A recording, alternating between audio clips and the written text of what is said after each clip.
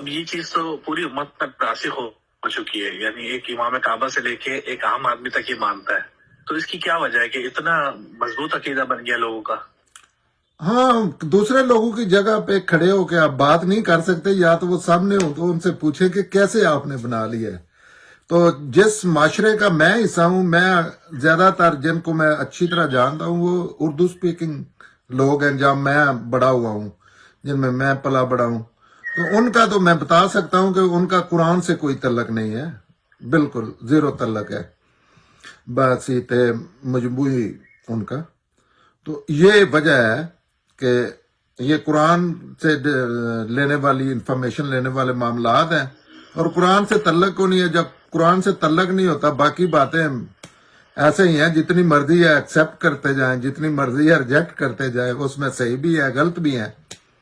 لیکن یہ عیسیٰ علیہ السلام کا زندہ اٹھانا، واپس بھیجنا دوبارہ، دو تین طریقوں سے اسے دیکھا جا سکتا ہے. ایک ہے علم عقل کے معیار پہ کیا یہ بات پوری اترتی ہے. دوسرا دین کا مجموعی مزاج ایسا ہے کہ اس میں ایسی چیزیں اللہ تعالیٰ کرتے ہیں یا کی ہے، یا ضرورت ہے جیسے علم عقل کے معیار پہ پوری اترنے والی.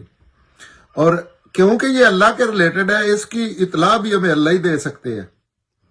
تو اللہ تعالیٰ نے اس کو، اگر تو یہ ڈسکس نہ ہوتا قرآن میں، عیسیٰ کا ذکر ہی نہ ہوتا، تو پھر بھی اور بات ہی. اللہ تعالیٰ نے اس کو بہت زیادہ ڈسکس کر دیا قرآن پاک میں.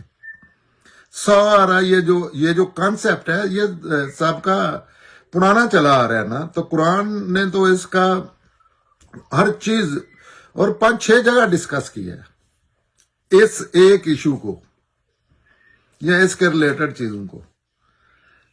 تو یہ اللہ ہی بتا سکتے ہیں. اللہ کی بات ہوتے ہوئے دوسری بات میں تو سنتے ہی نہیں کسی کی، میں بات ہی نہیں کرتا، کیونکہ اللہ نے ایک مسئلے کو آخری درجے میں ڈسکس کر دیا ہے.